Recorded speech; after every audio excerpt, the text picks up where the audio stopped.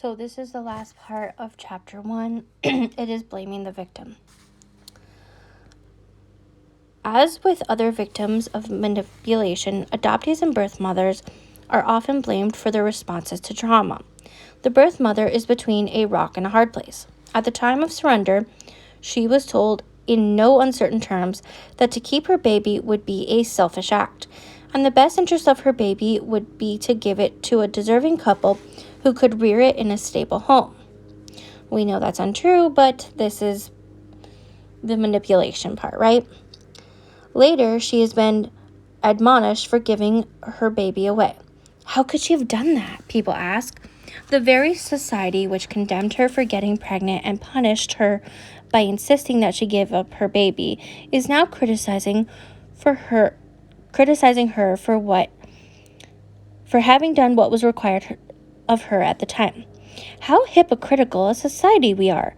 According to Ricky Solinger in her seminal book, Wake Up Little Susie, during the 40s, 50s, and 60s, 90 to 95% of white unmarried women were giving up their babies, whereas at the present time it is about 3%. What has changed? Two of the most obvious are abortion and the pill. Not to be ignored is that moral attitudes have changed. Certainly, the feelings of the mothers haven't changed. If the birth mothers of the 40s, 50s, 60s, and early 70s had been given a couple of years of help from families or agencies, many of them would have gladly kept their babies and saved themselves years of anguish. So again, if you haven't listened to or read The Girls Who Went Away, please go ahead and do so. It talks exactly about this. All right, continuing on. So as far as adoptees are concerned, not only are they not understood as having suffered a loss, but they are supposed to be grateful for having been adopted. In the altruistic view, still held much of our society, adoptees' grief is often overlooked as the joy of the adoptive parents is celebrated.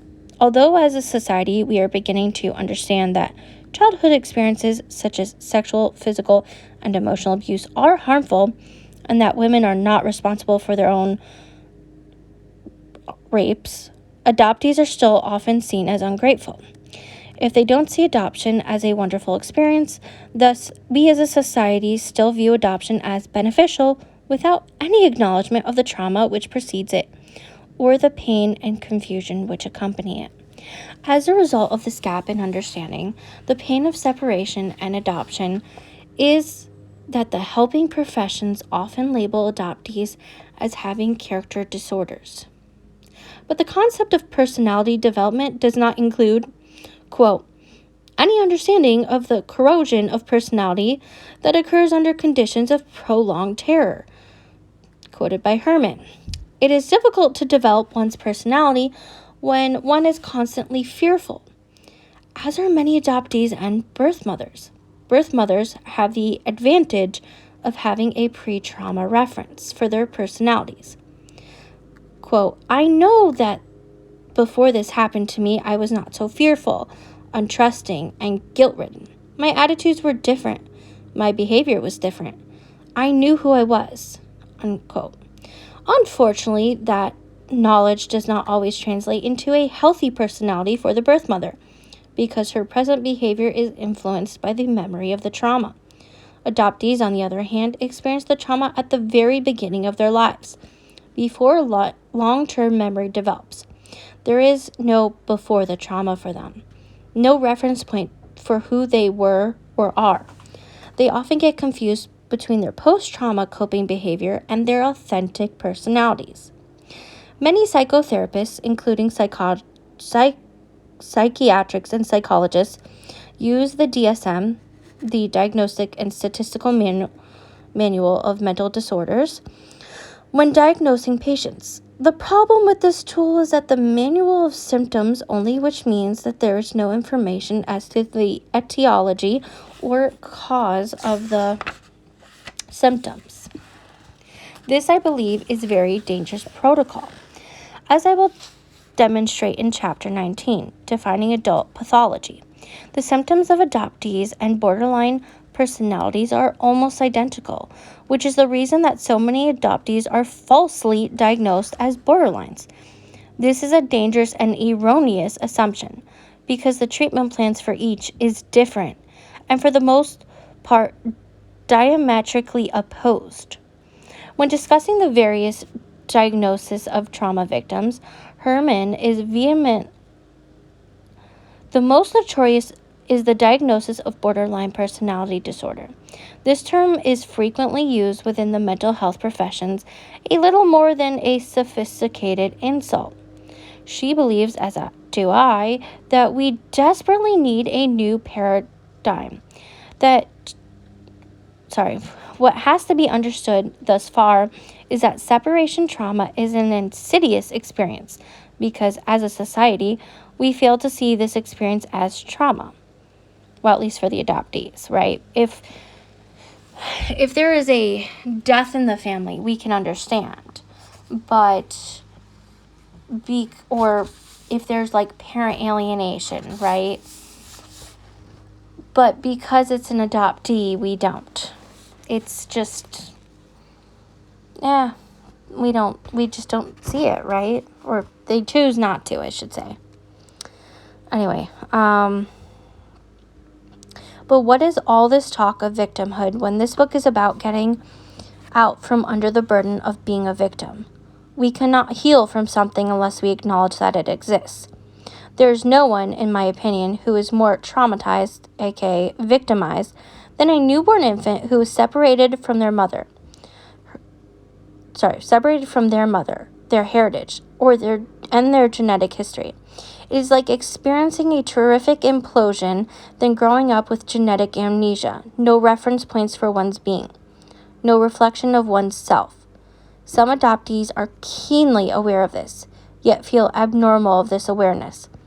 Other adoptees, never having known anything else and not being in touch with their feelings, may think that whatever they are experiencing is normal and no big deal.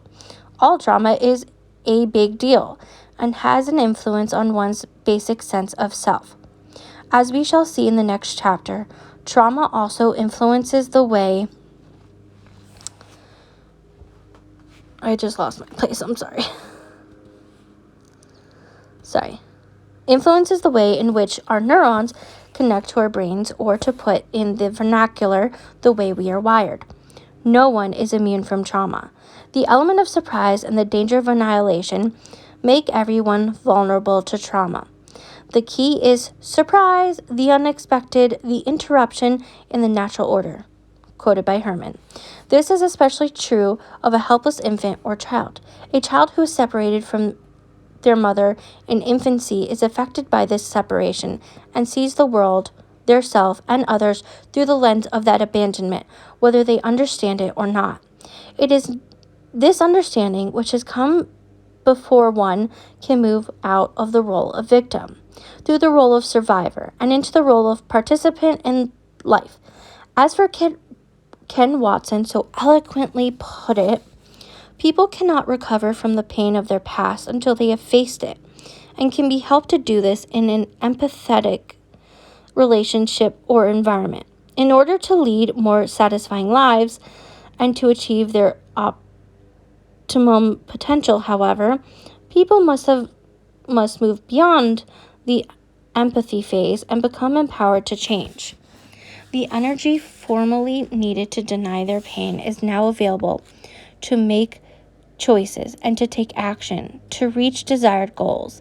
And in the empathy phase, people see themselves first as victims, and then they move on to viewing themselves as survivors.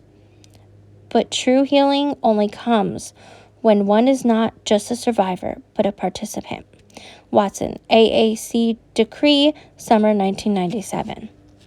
It is only through acknowledging, understanding, and addressing our pain in the presence of others that we can participate in a life of empowerment and peace. Before we can do that, we must first understand how our experiences affect the way in which our neurons are connected to our brains. This is the key to understanding why we act as we do.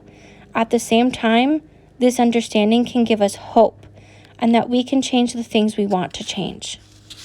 All right, guys, we are going to be moving into chapter 2 in the next video. Thank you guys for tuning in, and I will see you next time.